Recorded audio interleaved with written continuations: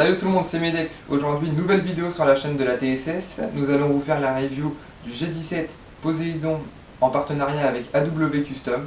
Donc il a été réalisé sur la base d'un G17 WE. Les matériaux, donc on va commencer par les matériaux. La culasse est en acier, le hooter barrel également, la frame elle est en polymère, le magwell est également lui en acier. Donc on va parler un peu de la culasse, parce que les motifs sont vraiment sympas. Voilà. Donc le hooter barrel, la culasse est ajourée pour laisser apparaître le hooter barrel avec des motifs hexagonaux. Voilà. Il y en a également à l'arrière qui eux sont pleins. Sur la frame, encore des motifs hexagonaux. Voilà. Sauf ceux au milieu. Voilà. Qui eux sont également creux totalement. On voit à travers. Voilà.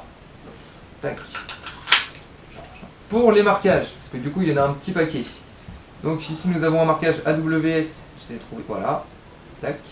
Également sur la frame, de ce côté-ci, ici, là, tac. Un numéro de série, donc on a du mal à le voir, mais comme sur tous les globes WE, il est écrit ici. Cette petite pièce sert également de sécurité lorsqu'on la pousse vers l'arrière, comme ceci. Voilà, là la réplique est en sécurité. Tac. Un dernier logo, celui de Poséidon sur le côté de la culasse. Voilà, avec leur petite écriture. Et voilà. Donc les sites. Voilà, donc ça c'est les sites WE d'origine que vous pouvez trouver sur toute leur gamme Block Gen 4. Tac. Orange à l'arrière, vert à l'avant. Maintenant nous allons donc parler des contrôles. Donc comme sur tous les Glock c'est quasiment les mêmes, même sur tous les PA. Donc nous avons l'arrêtoir de culasse ici. Voilà. Il suffit juste de le rabaisser vers le bas pour que la culasse revienne en place. Voilà. La détente, forcément on ne comprend pas. Le bouton du retrait du chargeur juste au bout de mon doigt ici. Et pour finir, donc les deux petits boutons qu'il y a de chaque côté, donc ici et ici, servent à retirer la culasse. Donc je pense qu'on a fait le tour pour l'externe, donc beau custom, moi j'aime beaucoup. Nous allons passer maintenant à l'interne. Salut, c'est Gims TS10, Gauthier m'a laissé sa place pour faire l'interne et on va vous présenter l'interne du Glock 17 de chez Poséidon. Donc du coup, au niveau de l'interne, pour démonter du coup le Glock, on va appuyer sur le bouton d'éjection du chargeur situé ici. Le chargeur se retire tout seul, on va le mettre de côté. Pour démonter du coup la culasse, on a des petits ergots situés ici. Hop, et ici de l'autre côté, hop, au niveau de mon doigt. Vous allez les baisser vers le bas, reculer la culasse en arrière, la ravancer en avant et ça sort tout seul. Pour le corps, on va le laisser de côté et on va garder exclusivement notre culasse. Donc comme le disait Gauthier tout à l'heure, on a du coup une culasse qui est alvéolée, qui est vraiment belle. Au niveau de l'interne, on a donc du coup un ensemble de ressorts rappel de culage et de tige guide de ressort qui est en acier. Donc pour l'enlever, vous poussez en avant, vous tirez un petit peu en arrière, ça sort tout seul. Au niveau du canon interne, hop, on recule, on lève un coup, ça sort tout seul.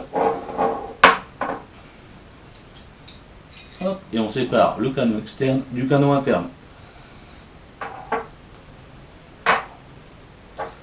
Alors, au niveau du canon interne, on a un marquage Poséidon ici. Donc je ne sais pas si on va arriver à le montrer à la caméra avec des conditions de luminosité qui ne sont pas terribles. Donc on a un marquage Poséidon sur le canon. Canon qui a subi un traitement nano-coating zéro résistance, c'est-à-dire qu'il y a un traitement qui a été fait de surface sur l'extérieur et l'intérieur du canon. Et on a aussi le système de coussin d'air. Alors je ne sais pas si on va pouvoir le voir, je vais essayer de tourner ça tout doucement.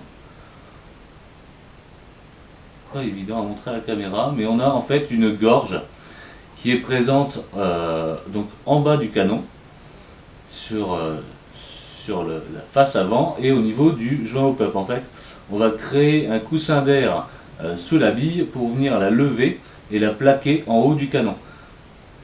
Au niveau bloc hop-up, on a donc du coup un bloc hop-up qui est en acier, un joint hop-up qui est de chez Poséidon et une molette de réglage pareil en métal.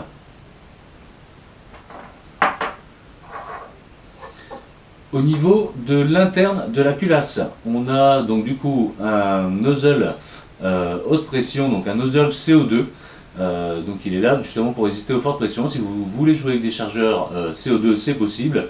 Et de même, quand vous jouez avec des chargeurs gaz, on augmente la résistance du coup de ce nozzle et risque pas d'exploser ou de casser. Dedans, on a une tête de nozzle. Donc du coup, une tête de nozzle de chez Poséidon. Donc avec, en fait, vous voyez, il y a deux joints blancs. Et ces deux joints blancs remplacent le joint torique. En fait, c'est des joints à lèvres en téflon. La propriété du téflon étant d'être auto-lubrifiant et de résister au froid, d'avoir de grandes résistances de température, de résistance au changement de température. C'est-à-dire que là, il ne va pas se déformer quand il fera plus froid, plus chaud, etc. Il gardera ses propriétés. Donc pour l'interne, le nozzle, tête de piston, pardon, on l'a fait. Par contre, dedans, au niveau donc, du nozzle, on a un ice peak. Donc ice peak Poséidon, de même, qui a pour but, donc du coup, de laisser passer exclusivement la dose de gaz prévue au fonctionnement de la réplique. C'est-à-dire qu'on ne va pas laisser passer trop ni trop peu. Ça va laisser passer juste ce qu'il faut, et du coup vous allez gagner en autonomie sur vos chargeurs, et vous allez aussi gagner en autonomie au niveau des cooldowns, c'est-à-dire qu'en plein hiver, même s'il fait 0, moins 3, vous allez pouvoir jouer avec cette réplique, parce que justement on va réduire cet effet cooldown. Et aussi on va gagner en autonomie au niveau des chargeurs, parce que moins on fait passer de gaz, moins on gèle le nozzle, et forcément plus on économise de tir.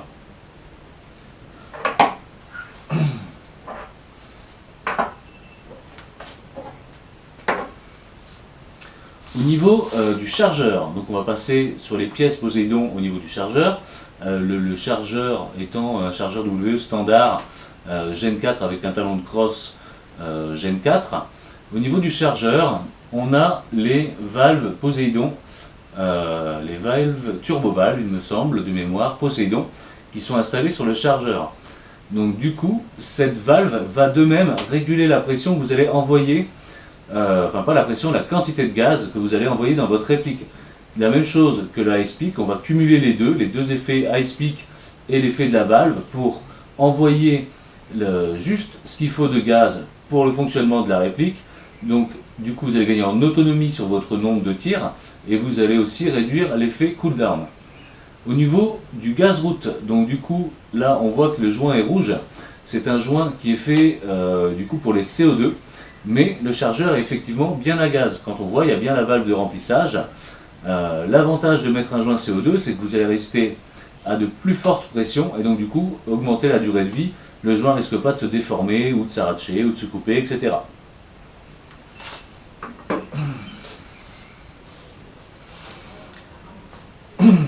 Au niveau de l'interne. Alors l'interne, on n'a rien de spécifique, hein, on est sur un ensemble d'interne WE, sauf que dans l'interne, Poséidon a eu l'intelligence de mettre une graisse au graphène. Donc du coup c'est un matériau qui est non altérable au gaz et elle va garder sa stabilité de graissage quand il fait froid, quand il fait chaud, quand elle est en contact avec du gaz spécifique pour les GBBR, etc. Et les GBB. Donc du coup on a un graissage qui est quasi permanent et quasi inaltérable. Donc voilà, donc ça c'est le bon point de chez Poséidon, c'est d'avoir utilisé le graphène. Alors c'est pas courant, hein, c'est vraiment tout neuf. On vient de se rendre compte que le graphène avait des propriétés spécifiques de résistance au gaz, à la chaleur, etc., au frottement, et donc du coup c'est ce qui a été mis à l'intérieur et je trouve ça vraiment judicieux. Donc du coup maintenant on va passer au test Oconi et au test de tir.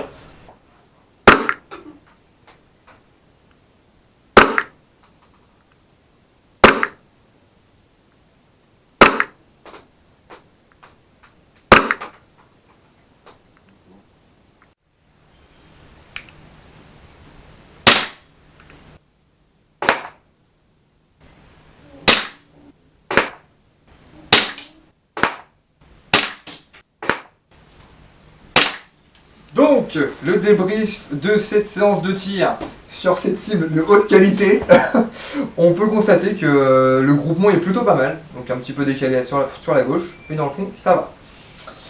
Donc pour conclure, moi je vais vous dire, l'extérieur je le trouve vraiment magnifique, très beau, en plus il existe en plusieurs coloris, donc il y a la framtane, la culasse argentée comme le canon, franchement esthétiquement joli, j'aime beaucoup. Et toi Guillaume, qu'as-tu pensé de l'interne? Alors déjà, je reviens un peu sur l'externe. Le grip au-dessus là, la culasse alvéolée, elle donne un grip qui est vraiment bien. Je pense que même avec des gants, vous allez l'attraper facilement. Je vais lever ça. Mais pour faire des racks à 2 doigts, à n'importe quoi, derrière la cuisse, tout est possible quoi. Vous êtes en galère et tout est faisable. Ça donne vraiment un grip impressionnant. Je trouve que ça c'est sympa. Au niveau de l'interne, on a de la très bonne pièce. Hein. Je ne sais pas ce qu'on peut faire de plus à part un trigger group, spécifique en, je sais pas, en acier peut-être, ou ça tombe c'est déjà de l'acier dedans. Mais à part un interne trigger group, tout le reste on ne peut pas faire mieux. Vous avez déjà une culasse alvéolée, vous avez déjà un canon externe en acier, un canon interne avec traitement nano-coating, zéro résistance. Vous avez un nozzle, vous avez une tête de nozzle, vous avez une tête de piston, vous avez un ice pick, tout est bien, moi je trouve ça vraiment génial. Les marquages sont sympas, tout est fait au laser. C'est vraiment une belle pétoire. Et putain de beau. Ouais, il est vraiment bien, les organes de visée fibre optique c'est vraiment sympa, moi c'est ce que je cherche sur mon blog du coup, mais je vais garder celui-là, voilà. Donc Rémi, merci à Rémi et Naomi de nous avoir mis la réplique à disposition. C'est dommage, je vais la garder, voilà, hein, et je vais la revendre à Gauthier. Ah, y a pas de souci. Non, à part peut-être une détente, ouais, parce qu'il y a vraiment un gratté en fait. Je sais pas si on va pouvoir le voir à l'image, mais quand on vient appuyer sur la détente, c'est vraiment comme un glock en fait. Vous avez une partie qui est molle où il se passe rien, et là pour aller appuyer dessus, c'est vraiment hyper dur. Il y a vraiment une résistance terrible. Et c'est les glocks, hein, on a l'habitude, mais pourquoi pas adoucir un peu la course de détente, que ce soit plus souple, ça serait ouais, un bon point. À part ça, je suis vraiment conquis, c'est vraiment une belle réplique, et au niveau de l'interne, ça fait vraiment son taf. À 10 mètres, vous êtes dans un rond de cette taille-là, je pense qu'il y a 5 cm de diamètre, c'est vraiment impressionnant. Hein. Voilà, je sais pas Gauthier si tu as quelque chose pour la fin. Nickel, on vous mettra dans la description un endroit où c'est que vous pourrez le commander, donc je sais pas je pense pas qu'il soit encore disponible en France, mais vous pourrez certainement le faire venir de Taïwan ou de Hong Kong, du pays du soleil levant. Donc on vous laisse là-dessus, on vous souhaite une agréable bonne soirée, au revoir. Et à bientôt sur la chaîne de TSS pour de nouvelles reviews. Salut!